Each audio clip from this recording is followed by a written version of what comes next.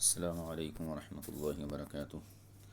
جامعہ انوریہ حیدرآباد باب العلم انوریہ educational society کی جانب سے ابو داؤد شریف کی ریکارڈنگ کا سلسلہ جاری ہے۔ آج ہم باب فی الاسیر یوثق یعنی 124واں باب ہے یہ، اس باب سے اپنے سبق کا آغاز کرتے ہیں۔ باب فی الاسیر یوثق، قیدی کو باندھنے کا باب۔ اس کے تحت حدیث کا نمبر ہے 2677۔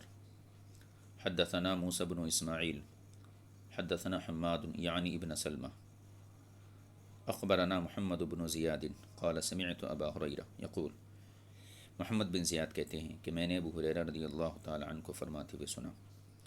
ابو ہریرہ کہتے ہیں سمعت رسول اللہ صلی اللہ علیہ وسلم یقول، میں نے رسول پاک صلی اللہ علیہ وسلم کو فرماتے ہوئے سنا۔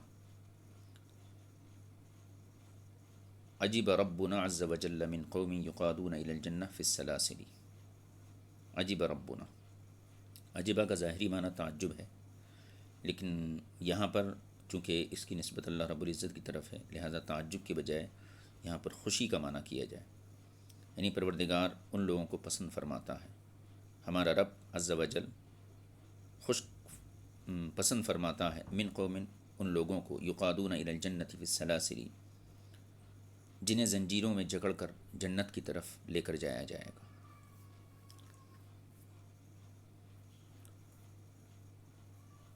حدیث نمبر 2678۔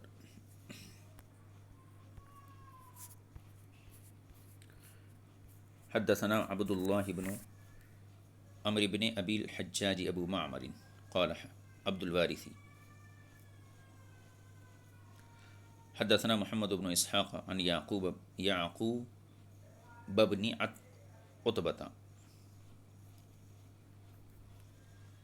عن مسلم بن عبد اللہ عن جندب بن مکیث قال، جندب بن مکیث یہ کہتے ہیں بعث رسول اللہ صلی اللہ علیہ وسلم عبد اللہ بن غالب اللیثی فی سریۃ، حضور صلی اللہ علیہ وسلم نے عبداللہ بن غالب لیثی کو ایک مہم پر روانہ کیا۔ وکنت فیہ، راوی کہتے ہیں یعنی جندب بن مکیث، میں بھی اس لشکر میں شریک تھا۔ وامرہم ان یشلوا الغارۃ علی بنی الملوح بالکدید، کدید ایک مقام کا نام ہے اور بنی ملوح یہ ایک قبیلے کا نام ہے۔ وامرہم، اور حضور نے اس لشکر میں جو لوگ شریک تھے ان کو حکم دیا ان یشنوا الغارۃ علی بنی الملوح بالکدید، کہ مقام قدید پر جو قبیلہ بنی ملوح ہے اس پر حملہ کیا جائے۔ فخرجنا، فرماتے ہیں ہم نکلے، حتی اذا کنا بالکدید، جب ہم مقام قدید پر پہنچے تو لقینا الحارث بن البرصاء اللیثی، تو ہماری ملاقات حارث بن برصا لیثی سے ہوئی، یعنی یہ اسی قبیلے کا ایک شخص تھا، بنی ملوح جو قبیلہ ہے اسی سے ان کا اس شخص کا تعلق تھا۔ کہتے ہیں فاخذناہ، ہم نے ان کو پکڑ لیا، یعنی حارث بن برصا کو ہم نے پکڑ لیا۔ فقال، تو جب انہوں نے گرفتار کر لیا، فقال انما جئت اريد الاسلام، میں تو اسلام کے ارادے سے آ رہا تھا۔ وانما خرجت، تو حارث بن برصا نے کہا، جب مسلمانوں نے حارث بن برصا کو پکڑ لیا، قید کر لیا، تو حارث بن برصا نے بطور عذر کہا کہ میں تو انما جئت اريد الاسلام، میں تو اسلام لانے کے ارادے سے آ رہا تھا۔ وانما خرجت الى رسول اللہ صلی اللہ علیہ وسلم، اور میں حضور صلی اللہ علیہ وسلم سے ملاقات کی غرض سے ہی نکلا ہوں، یعنی حضور کے پاس آنے کے لیے نکلا ہوں۔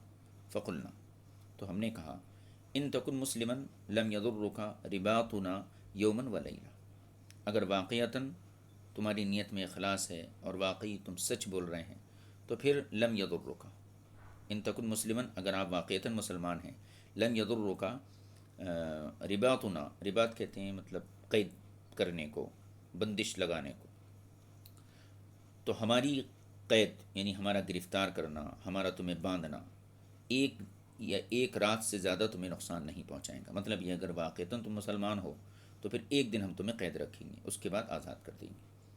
کیونکہ حضور کے پاس پیش کیا جائے گا، اس کے بعد جو ہے آزادی کا پروانہ مل جائے گا۔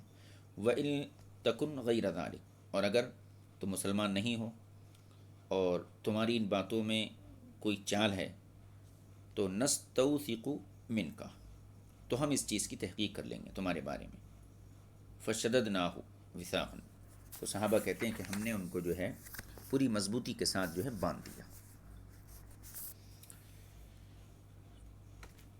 یہ حدیث پاک مکمل ہو گئی۔ اس حدیث پاک سے کیا معلوم ہوا، بلکہ اس باب میں اور 2 حدیثیں ہیں جن سے یہ پتہ چلتا ہے کہ کافر کو، جو کافر قیدی ہے، اس کو باندھنے کی اجازت ہے۔ اور اس باب کے تحت شروع میں جو حدیث ذکر کی گئی اس میں اللہ تبارک و تعالیٰ نے اس چیز کی صراحت فرمائی۔ اللہ تبارک و تعالیٰ کی خوشی اور اللہ کی پسندیدگی کو رسول پاک صلی اللہ علیہ وسلم نے ظاہر فرمایا کہ کچھ ایسے لوگ ہوں گے مسلمان جو جنت کی طرف جو ہے پاب سلاسل، زنجیروں کے ساتھ جکڑ کر وہ جنت کی طرف لے کر جائے جائیں گے۔ تو یہ کون لوگ ہوں گے، پہلے یہ سمجھنے کی چیز ہے۔ زنجیروں میں اور بیڑیوں میں باندھ کر جو ہے اہل جنت کو جنت کی طرف لے کر جایا جائے گا۔ اس سے مراد یہ ہے کہ وہ کافر جن کو مسلمان گرفتار کر کے دارالاسلام کی طرف لائے دنیا میں، پھر وہ آ کر مشرف بہ اسلام ہو گئے، تو گویا ان کو باندھ کر جوڑ کر اسلام کی طرف لایا جائے گا۔ اور اسلام کی طرف آنا یہ جنت میں داخلے کا سبب ہے۔ تو اس توضیح کے مطابق یقادون الی الجنتی فی السلاسل، یہ اپنے ظاہری معنی پر نہیں ہے، یعنی جو لوگ کافر تھے، مسلمانوں نے انہیں قید کر لیا، پھر وہ مسلمانوں کے پاس آئے اور مشرف بہ اسلام ہو گئے، تو اسلام میں داخلے کو جو ہے یہاں پر دخول جنت کے قائم مقام بیان کیا گیا، یعنی اسلام میں آنا ایسا ہے جیسے جنت میں داخل ہونا، چونکہ اسلام دخول جنت کا سبب ہے۔ تو اس مناسبت سے جو ہے یہ معنی بیان کیا گیا ہے۔ دوسری توجہ اس حدیث پاک کی یہ بھی ہو سکتی ہے کہ جو مسلمان ایسے ہوتے ہیں جن کو کافر قید کر لیتے ہیں اور وہ اسی حال میں کافروں کی قید میں شہادت پا جاتے ہیں، تو ایسے مسلمانوں کو بھی قیامت کے دن جو ہے پاب سلاسل جنت کی طرف لے کر جایا جائے گا۔ اور یہ معنی غالباً حدیث کی جو الفاظ آئے ہیں اور حدیث کریمہ میں جو بیان کیے گئے ہیں ان کے یہ معنی جو ہیں زیادہ قریب معلوم ہوتے ہیں۔ اس کی وجہ یہ بھی ہے کیونکہ جنگ احد کے موقع پر رسول پاک صلی اللہ علیہ وسلم جب حضرت امیر حمزہ رضی اللہ تعالی عنہ کے جنازے پر آئے، جہاں آپ کو مشرکین نے شہید کرنے کے بعد آپ کا مسئلہ کر دیا تھا اور آپ کے جو ہے حتیٰ کہ آپ کے سینے کو چیر کر دل بھی نکالا گیا تھا بہرکیف، تو اس وقت آپ نے اپنے غم کا اظہار اس انداز میں کیا تھا، لولا ان صفیۃ تجد لترکتها حتی یحشرہ اللہ من بطون الطیر والسباع، او کما قال رسول اللہ صلی اللہ علیہ وسلم۔ حضور نے حضرت امیر حمزہ کے کٹے ہوئے لاشے کے پاس آ کر کہا کہ اگر میری پھوپھی یعنی حضرت صفیہ کہ مجھے غم و اندوہ کا اگر احساس نہ ہوتا تو میں امیر حمزہ کی لاش کو اسی طریقے سے جنگل میں چھوڑ دیتا، اور قیامت کے دن اللہ رب العزت جو ہے میرے چچا کا حشر پرندوں کے اور درندوں کے جو ہے پیٹوں سے کرتا، یعنی جس نے کھایا ہوتا حضرت امیر حمزہ کے جسم سے، ان تمام درندوں پرندوں کے اندر سے حضرت امیر حمزہ کا حشر کیا جاتا۔ تو اس حدیث سے یہ معلوم ہوتا ہے کہ جس پر زیادہ سختی کی جاتی ہے اور جس کی شہادت انتہائی مظلومیت کے ساتھ ہوتی ہے تو اس کا مقام بھی اتنا ہی بلند ہوتا ہے۔ اور یہ بھی ہے کہ انسان یعنی شہید کو یہ اعزاز رہا ہے کہ شہید کو اللہ تبارک و تعالی جو ہے پہلا قطرہ زمین پر گرنے سے پہلے ہی اس کے زندگی کے تمام سابقہ گناہوں کو اللہ تعالی معاف کر دے گا۔ تو ان تمام چیزوں کو دیکھتے ہوئے یہ محسوس ہوتا ہے کہ اس سے اگر وہ مسلمان مراد لیے جائیں جو کفار کی قید میں تھے اور اسی جو ہے قیدی حالت میں ان کو شہید کر دیا گیا، تو وہ حضرات جنت کی طرف کس انداز سے جائیں گے تاکہ یہ چیز ان کے جو ہے مراتب اور ان کے درجات کی بلندی کا سبب بن جائے۔ یہ پہلی حدیث کے حوالے سے ہم نے عرض کیا۔ اب دوسری حدیث جو ابھی ہم پڑھے تھے، حضرت عبداللہ بن غالب لیسی کو جو حضور نے ایک مہم پر امیر مقرر کیا تھا اور من الملوح سے قتال کے لیے قدید کے مقام پر بھیجا گیا تھا، تو جندب کی وہ روایت تھی کہ جب حارث بن برسا کو مسلمانوں نے پکڑ لیا تو انہوں نے کیا کرا، اپنا اسلام ظاہر کیا اور یہ کہا کہ میں تو اسلام کے ارادے سے آ رہا تھا، حضور سے ملاقات کے ارادے سے آ رہا تھا۔ تو صحابہ نے کیا کہا؟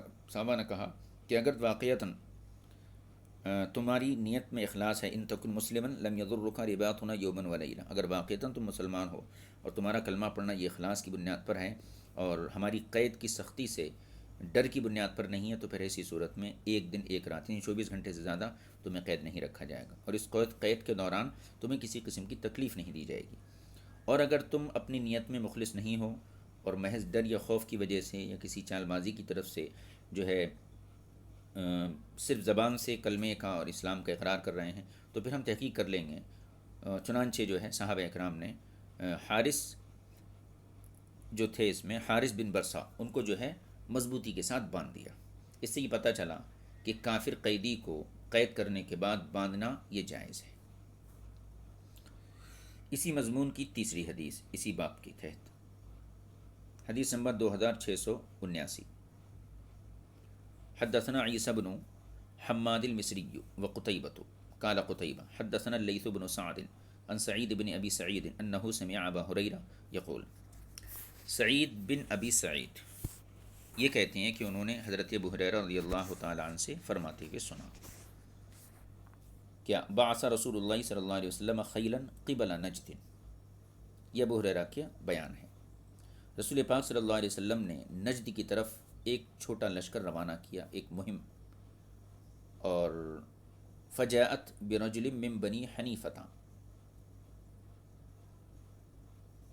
اور وہ حضرات جو ہیں جو لشکر روانہ کیا، تو جاءت کا جو فاعل ہے وہ سریہ ہے، یا یوں کہ یہ خیل، یعنی ایک جو لشکر تھا، خیل اصل گھڑ سواروں کو بولتے ہیں، اور یہاں پر خیل سے مراد وہ گھڑ سواروں کی چھوٹی جماعت جس کو حضور نے مہم پر روانہ کیا تھا۔ فجاءت برجل، تو یہ مسلمانوں کا لشکر، یہ صحابہ کی جماعت جو ہے بنی حنیفہ کے ایک شخص کو گرفتار کر کے لائے، حضور کی بارگاہ میں لائے۔ اس کا نام کیا تھا؟ یقال لہ ثمامۃ بن اثال سید اہل الیمامہ۔ بعد میں آپ حدیث میں جب آگے پڑھیں گے تو آپ کو معلوم ہوگا کہ یہ بعد میں اسلام لائے ہیں۔ ان کا تعلق جو ہے بنی حنیفہ سے تھا، بنی حنیفہ سے، تو بنی حنیفہ کے ایک شخص کو گرفتار کر کے لائے، یقال لہ، کہ جن کو ثمامہ بن اسال کہا جاتا تھا۔ ثمامہ بن اسال سید اہل الیمامہ، یہ کوئی عام انسان نہیں تھے بلکہ اہل یمامہ کے سردار تھے۔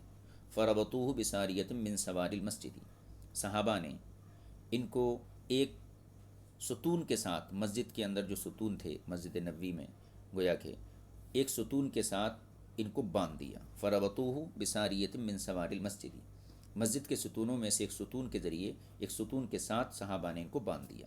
فخرج الیہ رسول اللہ صلی اللہ تعالی علیہ وسلم، جب باندھ دیا گیا تو رسول پاک صلی اللہ علیہ وسلم ان کے پاس تشریف لائے، ثمامہ کے پاس، اور پوچھا۔ حضور نے فرمایا، ماذا عندک یا ثمامۃ، اے ثمامہ تمہارا کیا حال ہے؟ قال اندی یا محمد خیر ان تقتل تقتل ذا ضمن، ذا دمن اور ضمن یہ دو قسم کے الفاظ دو مختلف نسخوں میں آئے ہیں۔ حضور صلی اللہ علیہ وسلم نے پوچھا کہ ما عندک یا ثمامہ، اے ثمامہ تمہارا کیا حال ہے؟ قال، تو ثمامہ نے کہا، اندی یا محمد خیر، اصل عبارت یہ ہے یا اندی خیر یا محمد، اے محمد صلی اللہ علیہ وسلم میرے پاس بھلائی ہے، میرے پاس بھلائی ہے۔ ان تقتل، اگر آپ مجھے قتل کر دیتے ہیں، تقتل ذا ضمن، اگر اس کو یہ پڑھتے ہیں تو مطلب یہ ہوگا کہ آپ نے ایک عہد والے کو قتل کیا، اور اگر دمن پڑھیں گے تو مطلب یہ ہوگا کہ آپ نے ایک ایسے شخص کو قتل کیا کہ جو حیثیت والا ہے. ان تقتل ذا دمن، اگر آپ مجھے قتل کر دیتے ہیں تو گویا آپ نے ایک حیثیت والے کو، ایک بڑے انسان کو قتل کیا. وَإِن تُنْعِمْ عَلَى شَاكِرٍ، اگر آپ مجھ پر احسان کر دیتے ہیں، مطلب یہ ہے کہ مجھے آزاد کر دیتے ہیں، تو آپ کا یہ احسان ایسے شخص پر ہے جو شکر گزار ہوتا ہے. وَإِن تُنْعِمْ، اور اگر آپ مجھ پر احسان کرتے ہیں، تُنْعِمْ عَلَى شَاكِرٍ، تو آپ ایک شکر گزار انسان پر احسان کرنے والے ہیں. وَإِن كُنْتَ تُرِيدُ الْمَالَ، اور اگر آپ کو مال کی ضرورت ہے، تو یہ چونکہ سردار تھے اپنے قبیلے کے. وَإِن كُنْتَ تُرِيدُ الْمَالَ، اور اگر آپ کو مال کی ضرورت ہے، فصل، تو آپ حکم دیجئے، تُعْطَى مِنْهُ مَا شِئْتَ، آپ کو میرے مال سے وہ دیا جائے گا جو آپ مطالبہ کریں گے. یعنی آپ جو بھی مال مانگنا چاہیں، جتنا چاہیں، جو ہے وہ مال آپ کی خدمت میں حاضر کر دیا جائے گا. فَتَرَكَهُ رسول اللہ صلی اللہ علیہ وسلم حتی اذا کان یوم الغد. اب یہاں پر دیکھیے، رسول پاک صلی اللہ علیہ وسلم نے ثمامہ بن اسال سے اس کا حال دریافت کیا، تو انہوں نے حضور کے سامنے 3 منصوبے رکھے کہ میرے پاس تو بھلائی ہے، اگر آپ مجھے قتل کر دیتے ہیں تو آپ نے ایک ذی حیثیت انسان کو قتل کیا. وَإِن تُنْعِمْ عَلَى شَاكِرٍ، اور اگر آپ مجھ پر احسان کر کے مجھے آزاد کر دیتے ہیں تو ایسی صورت میں نہیں، بلا معاوضہ مجھے آزاد کر دیتے ہیں تو گویا یہ ایک کا احسان ہوگا. تو ایسا ہے گویا آپ نے ایک شکر گزاری کرنے والے انسان پر احسان کیا. چونکہ عموماً ہوتا یہی ہے کہ کسی کو قتل کرنا یا کسی پر احسان کرنا، یہ اس میں ایک چیز کا لحاظ رکھا جاتا ہے کہ ایک بڑی ہستی اور بڑا انسان کسی گھٹیا انسان پر ہاتھ نہیں ڈالتا ہے، یعنی اس سے انتقام نہیں لیتا ہے، اس کو نہیں مارتا ہے. تو گویا ان تقتل ذا دمن کے اندر ثمامہ بن اسال نے اپنی حیثیت کا بھی اعتراف کیا اور حضور کو بھی انہوں نے اپنے سے بڑا سمجھا. یعنی آپ چونکہ بڑے ہیں، ایک عام انسان کو مارنا آپ کی شان کے خلاف ہے، تو اگر آپ مجھے مارتے ہیں تو میں اپنے قبیلے کا سردار ہوں، تو گویا ایسا ہے آپ نے ایک بڑے انسان کو قتل کیا. دوسری چیز، احسان انسان کس پہ کرتا ہے؟ عموماً کسی پہ آپ احسان کیجئے اور وہ ناشکری کرے تو ظاہر سی بات ہے اس سے تکلیف ہوتی ہے. لیکن اگر جس پر احسان کیا جائے وہ شکر گزاری کا جذبہ رکھتا ہو اور ہمیشہ جو ہے اس احسان کو یاد رکھتا ہو، تو مزید اس پر احسان کرنے کو جی چاہتا ہے. تو انہوں نے دوسری چیز جو بیان کی وہ یہ، وَإِن تُنْعِمْ عَلَى شَاكِرٍ، یعنی اگر آپ مجھے بلا معاوضہ آزاد کر دیتے ہیں تو یہ آپ کا احسان ہوگا، اور میں ایک ایسا شخص ہوں جو احسان کے بدلے شکر گزاری بھی کرتا ہوں. تو آپ کا احسان کرنا بھی بہتر ہے، اور گویا کہ آپ کو قتل کریں گے تو اس میں بھی آپ کے لیے اعزاز ہے. اور تیسری صورت ثمامہ نے رکھی کہ آپ مال کا مطالبہ کرنا چاہتے ہیں، مال کی ضرورت ہے، تو پھر میرے پاس مال بھی بہت ہے، آپ کی مرضی کے مطابق میں مال خدمت میں حاضر کر سکتا ہوں. آگے فَتَرَكَهُ رسول اللہ صلی اللہ علیہ وسلم، حضور اکرم صلی اللہ علیہ وسلم نے ان کو چھوڑ دیا اور خاموش آپ واپس آ گئے. حتی اذا کان الغد، جب دوسرا دن آیا تو رسول پاک صلی اللہ علیہ وسلم پھر ان کے پاس گئے. ثم قال له، اور ثمامہ سے آپ نے کہا، کیا کہا؟ ما عندک یا ثمامہ، وہی سوال جو پہلے دن کیا تھا، اے ثمامہ تمہارا کیا حال ہے؟ فاعاد مثل هذا الكلام، تو ثمامہ نے بھی وہی گفتگو دہرائی جو گزشتہ ایک دن پہلے کی تھی، یعنی 3 باتیں جو رکھی تھیں ابھی بھی وہی رکھی. فترکہ، حضور نے چھوڑ دیا. حتی کان بعد الغد، یہاں تک کہ رسول پاک صلی اللہ علیہ وسلم اگلے دن تشریف لائے. فذکر مثل ذلک، اور حضور نے وہی سوال کیا، ثمامہ نے وہی جواب دیا. تو 3 مرتبہ حضور نے ان سے ان کی کیفیت پوچھی، لیکن تینوں مرتبہ ثمامہ بن اسال نے ایک ہی جواب دیا، اگر آپ قتل کریں گے تو ذی حیثیت کو قتل کریں گے، اگر آپ انعام احسان کر رہے ہیں تو ایک شکر گزار پر احسان کر رہے ہیں، اور اگر آپ مال کے طلبگار ہیں تو میں آپ کو مال کے خزانے دے دوں گا. رسول پاک صلی اللہ علیہ وسلم نے تیسرے دن جب ان کا جواب سنا، فقال رسول اللہ صلی اللہ علیہ وسلم اطلقوا ثمامہ، حضور اکرم صلی اللہ علیہ وسلم نے فرمایا ثمامہ کو آزاد کر دو، ان کی جو بندشیں ہیں وہ کھول دو. فانطلق الی نخل قریب من المسجد، ثمامہ بن اسال جب آزاد ہو گئے تو مسجد کے قریب ایک کھجور کا باغ تھا، ادھر چلے گئے. فاغتسل فی، اور اس میں آپ نے غسل کیا، ثم دخل المسجد، پھر مسجد میں داخل ہوئے، فقال، اور بآواز بلند انہوں نے کہا، اشہد اللہ الہ الا اللہ و اشہد ان محمدا عبدہ و رسولہ، اور اس طریقے سے کلمہ پڑھ کر وہ اسلام کے دائرے کے اندر داخل ہو گئے۔ ساق الحدیث، پھر پوری حدیث بیان کی گئی ہے۔ قال عیسیٰ، عیسیٰ کہتے ہیں، عیسیٰ نامی راوی، اخبرنا اللیث وقال ذا ذم، یعنی لیث کی جو روایت ہے ان کی سند کے ساتھ یہ جو متن آیا ہے اس میں ذا دمن، یہاں پر جو ہے وہ ذا دمن ہے، ذی حیثیت انسان کو آپ قتل کریں گے، یہ مفہوم ہے۔ اور ایک روایت میں آیا ذا ذمن، یعنی اگر آپ قتل کریں گے تو ایسے شخص کو قتل کریں گے کہ جس کو پناہ دے دی گئی ہو، جس کو پناہ دے دی گئی ہو۔ تو پناہ دینے کا مطلب کیا ہے؟ جب صحابہ نے ان کو گرفتار کیا تھا تو یہ کہا تھا، ان تکم مسلمن لم یضرک رباطنا یومن ولیلہ، اسی قسم کے الفاظ تھے کہ اگر آپ واقعتاً مسلمان ہیں تو ایک دن سے زیادہ، یعنی 24 گھنٹے سے زیادہ آپ کو نقصان نہیں ہوگا۔ تو گویا کہ یہ جملہ ایک اعتبار سے پناہ تھا، کہ چونکہ یہ کلمہ پڑھ چکے تھے زبان سے، بہرکیف۔ تو ایک روایت کے اندر ذا ذمن کے بھی الفاظ آئے ہیں۔ اب اس حدیث پر پھر سے غور کیجیے۔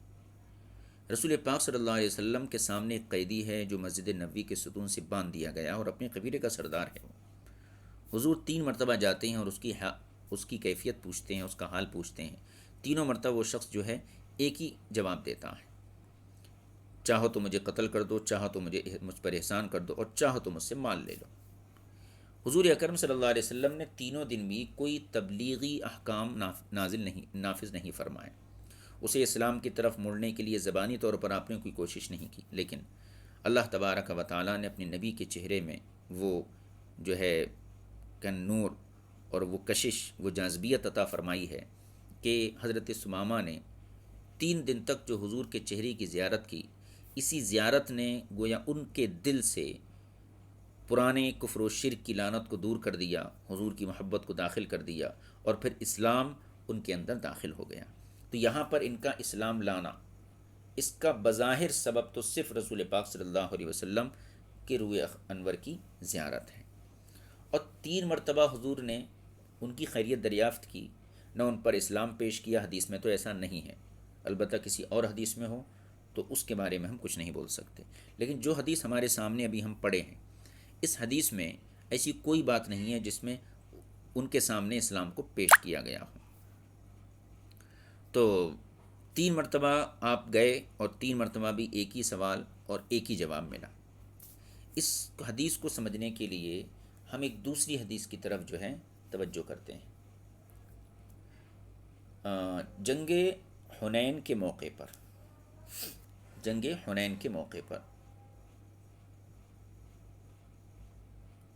ایک شخص رسول پاک صلی اللہ علیہ وسلم کو قتل کرنے کے لیے جو ہے خاص طور پر میدان جنگ میں آیا تھا۔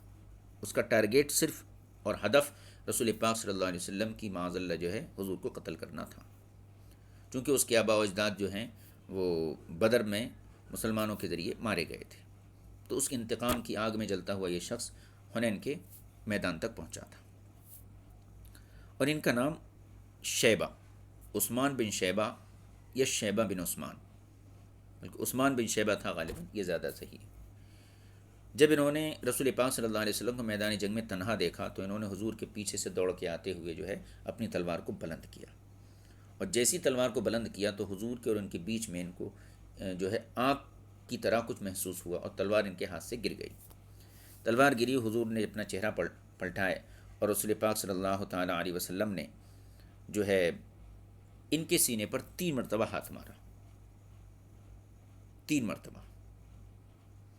جب تیسری مرتبہ ہاتھ مارا تو پھر ان کی زبان سے بے ساختہ نکلا، اشہد اللہ الہ الا اللہ و اشہد ان محمدًا عبدہ و رسولہ، گویا کہ اسلام لا رہی ہے۔ شارحین حدیث اس حدیث کے تحت فرماتے ہیں کہ ان کے سینے پر 3 مرتبہ ہاتھ مارنے کی حکمت کیا تھی۔ پہلی مرتبہ جو ہاتھ مارا حضور صلی اللہ علیہ وسلم نے، وہ اس لیے تاکہ کفر و شرک کی جو نجاست تھی، جو منحوسیت تھی، وہ ان کے دل سے نکل جانا، کیونکہ جہاں پر کفر و شرک کی محبت ہوں گی وہاں پر ایمان داخل نہیں ہو سکتا۔ تو پہلی مرتبہ دست اقدس کے مارنے کی حکمت یہ ہے کہ آپ نے ان کے دل سے کفر و شرک کی لعنت کو دور کیا۔ دوسری مرتبہ ہاتھ مار کر حضور کی طرف سے جو ان کے دل میں پہلے نفرت تھی کہ محض حضور کو قتل کرنے کے لیے وہ آئے تھے، تو حضور کی طرف سے جو نفرت تھی، دوسری مرتبہ ہاتھ مار کر حضور نے اس نفرت کو ان کے دل سے نکال دیا۔ اور تیسری مرتبہ اب جب کفر و شرک کی لعنت دور ہو گئی، حضور کی محبت دل میں گھر کر گئی، اس کے بعد تیسری مرتبہ جب آپ نے ہاتھ مارا تو اس کی حکمت یہ بیان کی گئی ہے کہ وہ دراصل قبول اسلام کی طرف ترغیب تھی۔ گویا ایک مرتبہ ہاتھ مار کر شرک کی لعنت کو دور کیا، دوسری مرتبہ ہاتھ مار کے حضور نے اپنی طرف سے جو نفرت تھی، حضور کی طرف سے ان کے دل میں جو نفرت تھی، اس نفرت کو دور کیا، اور تیسری مرتبہ ہاتھ مار کر اسلام کو ان کے دل کے اندر داخل کر دیا۔ تو یہاں پر بھی آپ دیکھیے 3 مرتبہ ہاتھ مارا۔ تو یہاں اس حدیث میں بھی، ثمامہ بن اسال کی حدیث میں بھی حضور 3 بار ان کے سامنے گئے۔ تو اس کی یہ توجیہ بھی کر سکتے ہیں کہ پہلی مرتبہ حضور صلی اللہ علیہ وسلم نے گویا کہ اپنا چہرہ اقدس دکھا کر ثمامہ بن اسال کے دل سے پرانی تمام جو ہے کفر و شرک کی جو لعنتیں تھیں ان کو دور کر دیا، اور دوسری مرتبہ میں جو ہے اسلام کے خلاف جو نفرت تھی اس نفرت کو دور کیا، اپنی محبت کو داخل کیا، اور تیسری مرتبہ میں اسلام کی دولت سے سرفراز فرمایا۔ واللہ اعلم بالصواب۔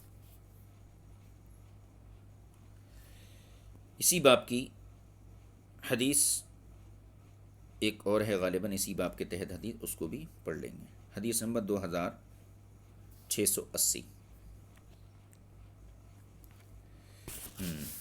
حدثنا محمد بن عمرو الرازی قال حدثنا سلمة یعنی ابن الفضل عن ابن اسحاق قال حدثني عبد الله بن ابی بکر عن یحیی بن عبد الله بن عبد الرحمن بن سعد بن زرارہ قال سعد بن زرارہ، عبد الرحمن بن سعد بن زرارہ، ان سے مروی ہے، قال یہ فرماتے ہیں قدیمہ بالاسارہ حین قدیمہ بہم، یعنی یہاں پر اسارہ یہ اسیر کی جمع ہے، اس سے مراد یہاں قیدی ہیں اور بدر کے قیدی ہیں۔ قدیمہ بالاسارہ، جس وقت بدر کے قیدیوں کو پیش کیا گیا، حین قدیمہ بہم، تو وسودۃ بنت زمعۃ عند آل عفراء فی مناختہم، تو جس وقت بدر کے قیدیوں کو پیش کیا گیا تو حضرت سودا بنت زمع رضی اللہ تعالی عنہ یہ افرا کے بچوں کے پاس تھیں۔ افرا ایک خاتون ہیں جن کے 2 بچوں نے میدان بدر میں ابو جہل کا قصہ تمام کیا تھا۔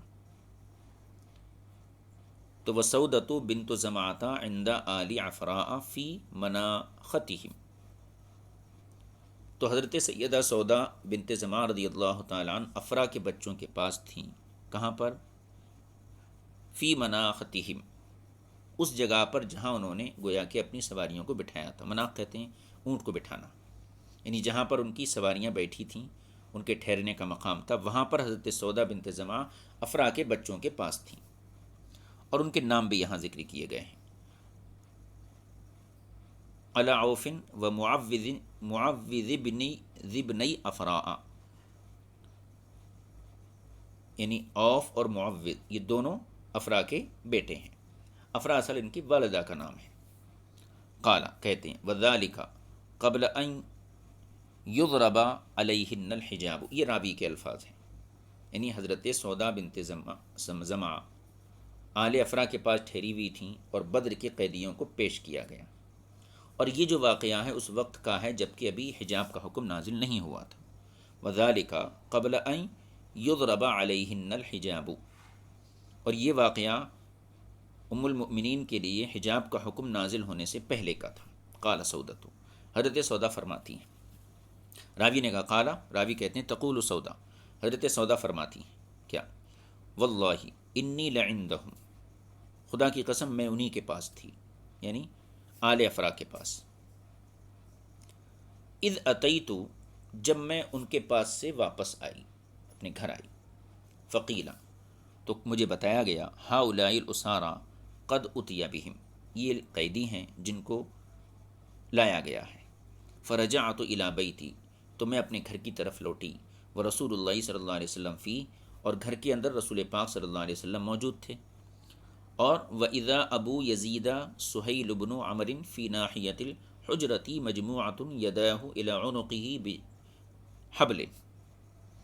تو حضرت سودا فرماتی ہیں جب میں گھر اپنے واپس آئی تو حضور صلی اللہ علیہ وسلم وہاں موجود تھے، اور ابو یزید سہل بن عمر، وَإِذَا ابو یزید سہیل بن عمر فی ناحیۃ الحجرہ، اور ابو یزید سہیل بن عمر حجرے کے کونے میں پڑا ہوا تھا، مجموعۃ بندھا ہوا، مجموعۃ یداہ الی عنقہ، اس کے ہاتھ اس کی گردن سے باندھ دیے گئے تھے، بحبل، ایک رسی کے ذریعے۔ ثم ذکر الحدیث، پھر پوری حدیث بیان کی۔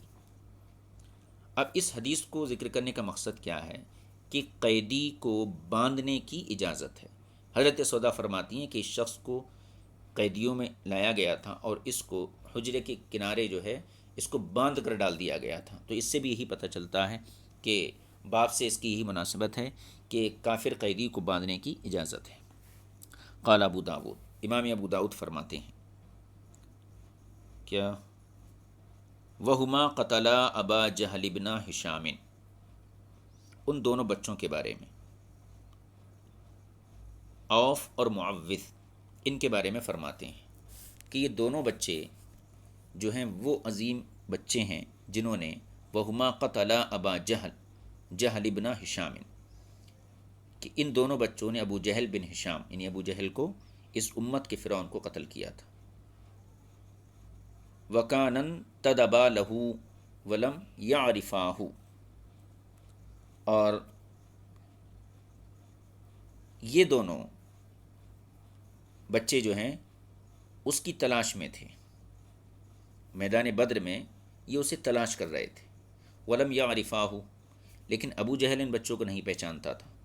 چنانچہ عبد الرحمن بن عوف کی جو روایت ہے میدان بدر کے حوالے سے، تو اس میں وہ کہتے ہیں کہ میرے آزو بازو، میری دونوں دائیں اور بائیں طرف دو چھوٹے بچے تھے، تو فرماتے ہیں کہ میرا خیال یہ تھا اور میری آرزو یہ تھی کہ میرے دونوں پہلوؤں میں طاقتور جو ہے کوئی مجاہدین ہونا چاہیے، لیکن یہ چھوٹے بچوں کو دیکھ کر میں حیرت کر رہا تھا۔ تو اتنے میں انہی بچوں میں سے ایک نے کہا کہ یا امی این ابا جہل، هل عرفت ابا جہل، کیا تم ابو جہل کو پہچانتے ہو؟ تو عبد الرحمن بن عوف نے پہلے تو حیرت کا اظہار کیا، پھر پوچھا کہ تمہیں مالک ابی جہل، تمہیں ابو جہل سے کیا تعلق ہے؟ تو انہوں نے کہا تھا کہ ہم نے سنا ہے کہ رسول پاک صلی اللہ علیہ وسلم کی شان میں وہ بے نازیبہ کلمات کہتا ہے، تو ہم نے جو ہے اس بات کا عزم کیا ہے کہ ہم اس کو یا تو مار دیں گے یا پھر شہادت کا جام پی لیں گے۔ تو چونکہ ان چھوٹے بچوں کو ابو جہل نہیں پہچانتا تھا، وقتلا یوم بدر، اور بدر کے دن یہ دونوں بچے بھی شہید ہو گئے تھے، لیکن انہوں نے امت کے فرعون کو جو ہے وہ قتل کر دیا تھا۔ یہ باب جو تھا یہ مکمل ہو گیا، یعنی قیدی کو باندھنے کا باب۔ اب آگے جو باب ہے، باب نمبر 125 ہے، باب فی الاسیر ینال منہ ویضرب ویقرر۔ تو اس باب سے انشاءاللہ آئندہ درس کا آغاز کریں گے۔ وصلی اللہ علیہ نبی الامی الکریم وآلہ وصحبہ اجمعین والحمد للہ رب العالمین۔